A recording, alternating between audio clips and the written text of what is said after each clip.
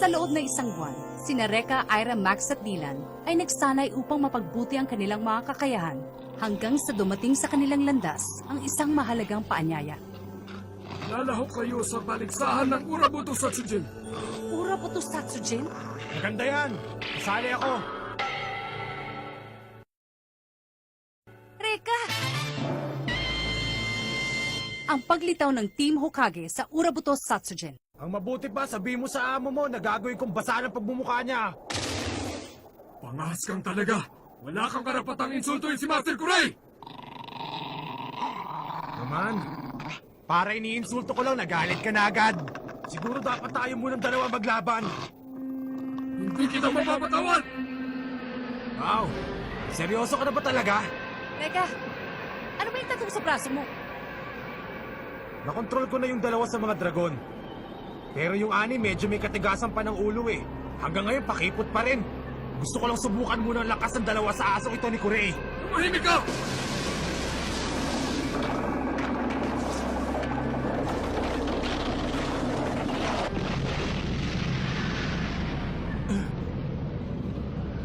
Tatamaan tayo! Takbo na! Ano na tayo? Akong bahala! Reka! Huwag kayong mag-alala. Kaya yan ni Reka. Mga bato lang yan. Hindi na problema. Dahil si Reka ngayon ay mas malakas na.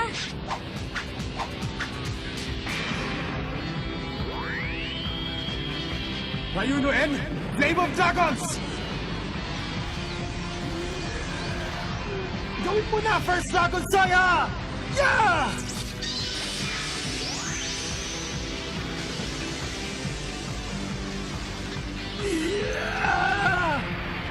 Ang braso ni Reka!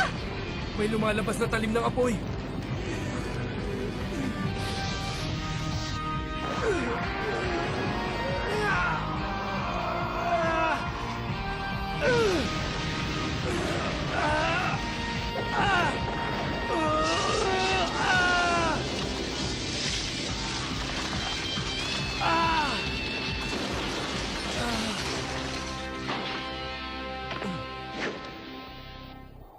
Huh? Ang bangis nun ah! Tapos na ang oras ng paglalaro. Bakit hindi kayo magpakita ng mga mukha niyo sa harapan ko? Gusto niyo pang masaktan, ha?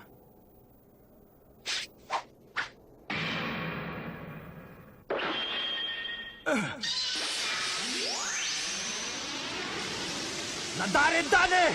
Fireball!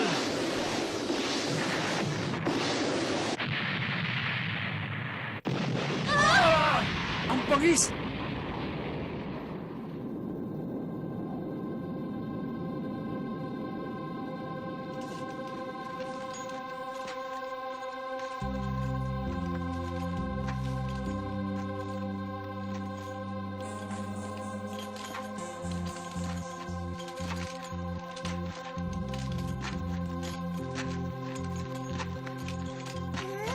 Kilala ko sila.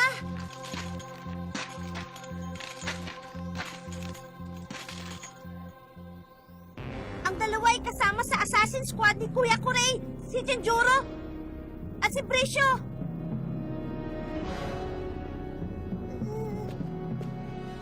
Lola, huwag ka mag-alala.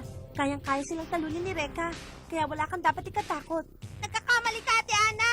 Huh? Ang alam mo, lumakas na si Kuya Reka, pero hindi mo alam kung gaano kalakas ang dalawang yan. Sila ang pinakamalakas sa mga pinakamalalakas. At alam ko, hindi mananalo si Kuya Reka sa kanila. Pero nakita mo naman ang ginawa niya kanina. Kulang pa rin yun. Kung talagang gugustuhin ni na Genjuro at Brescio, kaya nilang patayin si Kuya Reka. Sila ang pinakamalakas sa pangkat ng Uruha kung saan namumuno si Kuya Kurei. At wala na tayong magagawa pa. Dahil pag hindi tayo sumali sa paligsahan ng Urabuto Satsujin, sigurado kamatayan para sa ating lahat. Alam nyo, sa lahat ng ayoko ay yung mga taong mahilig mag-espiya sa akin. Pero ngayong nakita nyo na ang aking kakayahan, bumalik na kayo sa amo nyo at sabihin nyo na kalimutan na niya ang paligsahan dahil hindi na kayo mapipilit sumali.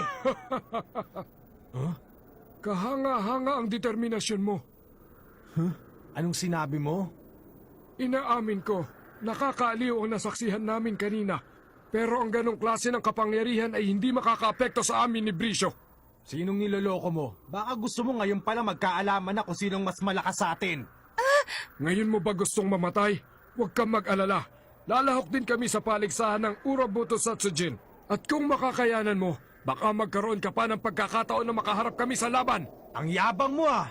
Dahan-dahan ka ng pananalita. Hindi mo alam ang panganib na dulot ng paglahok sa paligsahan. The participants come from all over the country, wielding every kind of weapon. And nearly all of them have Hokage Madogus. Pangkaraniwan lang ang taglay ninyong kapangyarihan. Pangkat laban sa pangkat ang paligsahan, hindi isahan. Mukhang mas mahina pa sa'yo, Reka, ang 3 mo pang kasama sa iyong pangkat. Baka sa unang bahagi pa lang bumagsak na sila. Bawiin mo sinabi mo! Hindi porket malakas si Reka, ibig sabihin mahina naman kaming katim niya! Pabayaan mo sila, Max! Alalahanin mo na hindi nila alam na nagsanay din tayong mabuti kagaya ni Reka. Ayoko man sabihin, pero hindi na ako katulad ng dati. Dahil nagsanay din ako. Dylan? Bakit? Ha? Bakit kayo pa? Bakit kailangan niyo pang isugal ang mga buhay ninyo? Bawat isa sa inyo ay gustong patunayan ang kanyang lakas, pero... Yan ang kapalaran ng sinumang may hawak na mahiwagang sandata. Ang lumaban para sa kanyang karangalan. Ang iba naman ay para sa katanyagang dulot ng tagumpay. Subalit ang lahat ay haharap sa mukha ng kamatayan. At anong makukuha namin kapag nanalo kami? Ano pa? E di ang mga mahiwagang sandata. Mapupunta sa mananalo ang taglay na mahiwagang sandata ng isang talunan.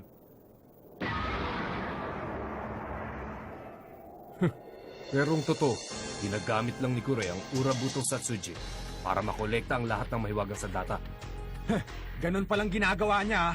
Bumalik kayo ngayon sa amo niyo at sabihin niyo na hindi ako natatakot tumarap sa kanya. Ngayong may konti ka nang nalalaman, gusto mo nang lumaban, ha? Madali kang matatalo dahil sa iyong kahangalan. Hanggang sa muli nating pagkikita! Wala sila. Teknik yon ng isang mahusay na ninja. Magaling silang talaga. Hindi lang Kochiyoshi ang alam nila. Kulang ang salitang magaling para ilarawan sila. Pagkasama na nila sa pangkat si Kuya Kure, imposible na silang matalo. Tayo ang magtatagumpay sa paligsahan ng Urabuto. Sisiguraduhin ko. Para sa karangalan nating lahat.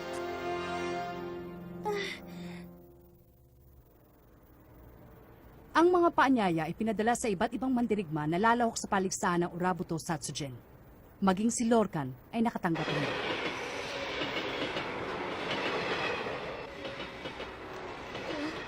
Natatakot ka ba? Lorcan? Gusto ni Kure na masaksihan ang aking kamatayan. Ang aking malagim na kamatayan, kaya niya ako iniimbita sa paligsahan ng Urabuto Satsujin. Tama ka. Tumakas ka na kung gusto mo mabuhay. Mag-ibang bansa. Sa lugar kung saan ka hindi masusundan ni Master Kure. Okay ka lang, Baray, ha? Ba't kanya na sinasabi mo? Patawarin mo ako. Napag-utusan lang ako na ibigay sa iyo ang paanyayang ito. Paalam. Sana hindi na tayo magkita pang muli.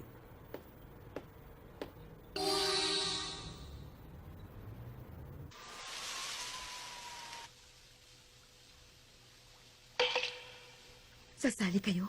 Sa paligsahan? Yan lang ang tanging paraan. Ginagamit ni Kure ang paligsahan upang makalap ang lahat ng mahiwagang sandata. Mga sandatang nilikha ng aking mga ninunot dapat kong protektahan. Maaari nga. At hindi siya titigil hanggat hindi niya nakukuha ang lahat ng sandatang ito. Hindi kami makakapayag na magpatuloy pa siya sa ganitong mga gawain.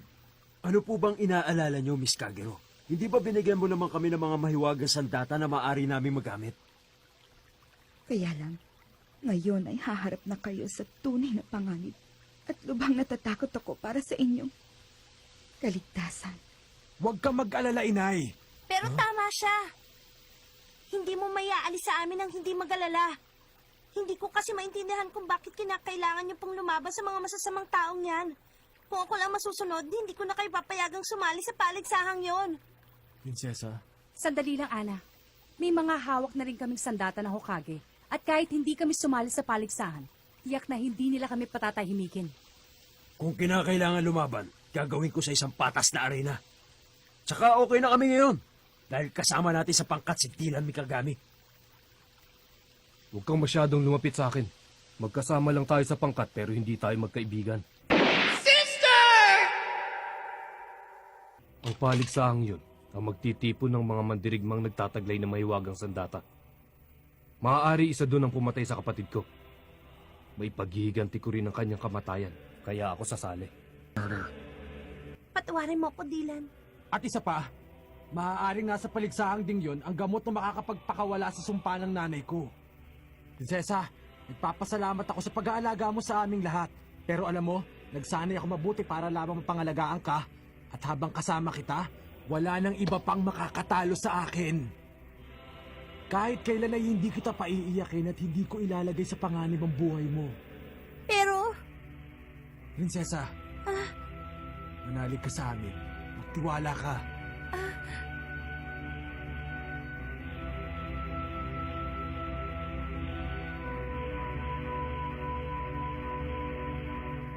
sana'y magtagumpay tayo. Okay! Simulan na ang laban! Umanda ka ngayon, Kuri! Lahat sila magigiting. You're doing.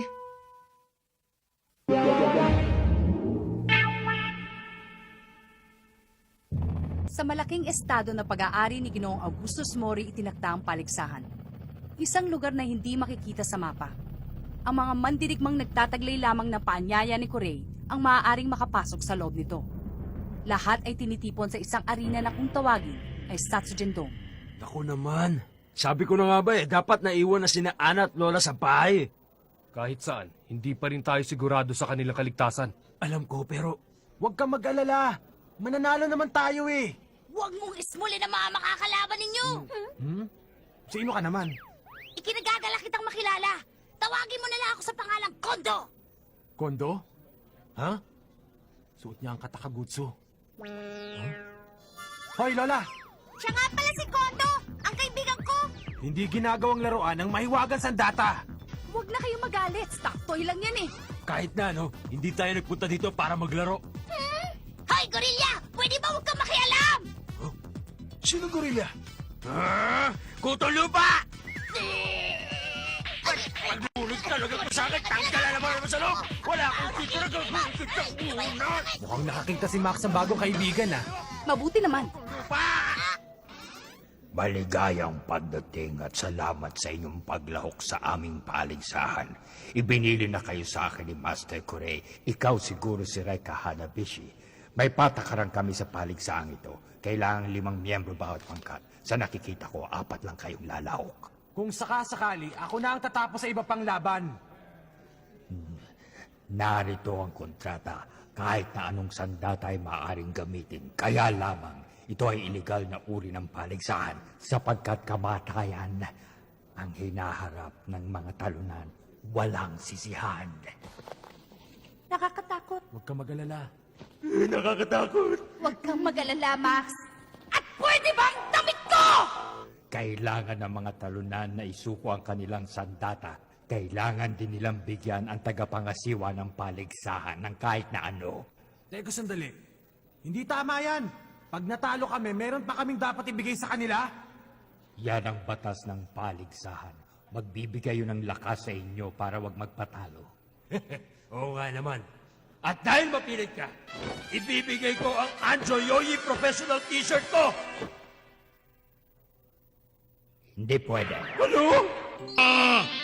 Well then, how about I show you these puppies? Or better yet, how about a chance to feel my big luscious boobs? Come on, you know you want them. Really? Feel your boobs? Get a load of those! Woo! Whoa! Now that sounds real nice. But I can't do it. Ako na lang. Payag ako kahit maging alipin ninyo. Sigurado ka? Bata pa yan, oh! Usapang matanda, huwag kang sasabat! Ha? Ang galing mo naman, Ira. Hindi kayo magsasabi kung ano ang inyong iaalay. Ang nangangasiwa ng paligsahan ang magdidesisyon yan para sa inyo. At napagkasunduan na inyong iaalay ay si Ana Yanagi. Ako ang napili nyo? Gusto niyong ialay ko ang sarili ko? Pero wala ko masyadong ipagmamalaki. Ana naman! Hindi yun ang ibig niyang sabihin! Hindi ka nagkakamali. Nais ng tagapangasiwa ay ikaw at ang kapangyarihan mong magpagaling. Nagbibiro ka ba? Hindi ko pwede iaalay sa inyo ang aking prinsesa! Hindi ako nagbibiro. Ang ibang pangkat ay naghanda na ng kanilang alay kung sila'y matalo.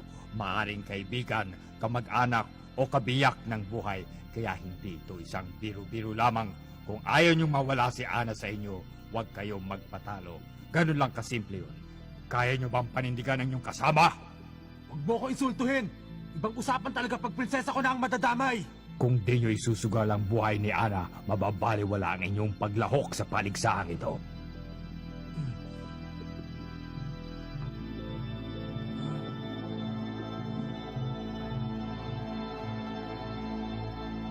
Prinsesa, anong sinasabi mo? Pumapayag na ako maging alay ninyo. Ha? Ano? Anong ginagawa mo, prinsesa? Tama na. Gusto ko rin naman makatulong. Ayokong manood na lamang habang kayo naglalaban. Natatandaan niyo pa ba? Nung iniligtas niyo ako nun sa palasyo, ako lamang ang walang nagawa para tulungan kayo sa pakikipaglaban. Pero ngayon, pwedeng-pwede na rin akong makipaglaban kasabay ninyo.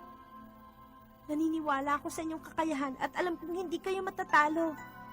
Pero prinsesa, pag-isipan mo itong mabuti. Huwag ka mag-alala, Reka. Hindi mo na mababago ang desisyon ko. Kung nagawa niyong isugal ang inyong buhay para sa paligsahang ito, ganun din ang nais kong mangyari. Hindi na ako magdadalawang isip. Prinsesa, Mukhang nagkakasundo naman ang lahat. Ngayon, oras na para sa ating munting pagsubok. Malalaman natin kung handa nga kayo para sa paligsahang ito. Noong una ay hindi rin ako makapaniwala na ang isang tulad mo ay makakatapat sa husay at galing ni Master Corey. Maaring tsamba lang ang nangyari. ikaw ang bahala. Total sukan-sukan na ako sa pagmumukha mo eh. Pagsisisiyaw mo pang iinsulto mo sa amin! Manda kayo! Tapusin nyo na sila!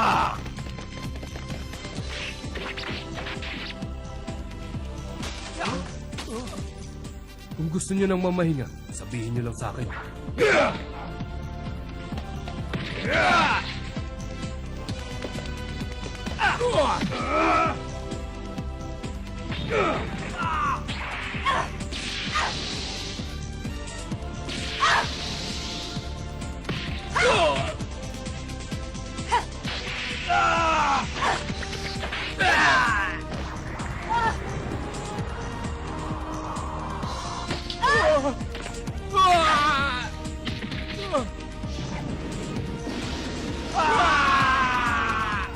Dito ba?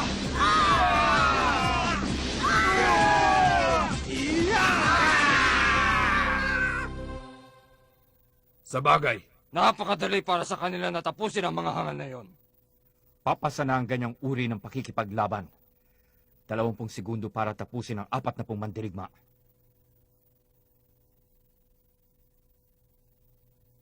Sinabi na wag mo kaming insultuhin eh. Ang galing! Bilib na ako sa inyo lahat! Mahusay pala kayo! Hindi nga masama. Dahil nakapasa na kayo sa pagsubok, maaari na kayong lumako.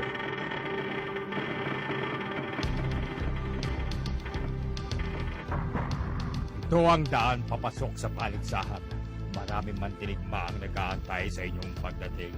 Kumpara sa mga nakalaban nyo ngayon, ang mga kalahok sa palarong ito ay higit na malakas at higit na makapangyarihan. Wala nang atrasan. Ang panghuling laban ay kay Corey, hindi ba? Tama ka. Tumuloy na tayo ngayon. Tayo na! yan ang dahilan kung bakit tayo nandito, di ba? Kumukulo na nga ang dugo ko para makipaglaban eh! Ganon din ako. Tayo na! Oo! Antayin mo ang aking pagdating, Corey. Tapusin na natin ang labang ito. Dito magsisimula ang pangkat ng Hokage. Ngayon ay harap sila sa maraming pagsubok. Mga mandirigmang pinaghusay ang bawat kakayahan. Sa pagkakataong ito, wala nang atrasan. Ang paligsahan ng Urabuto Satsujin ay sisimulan na.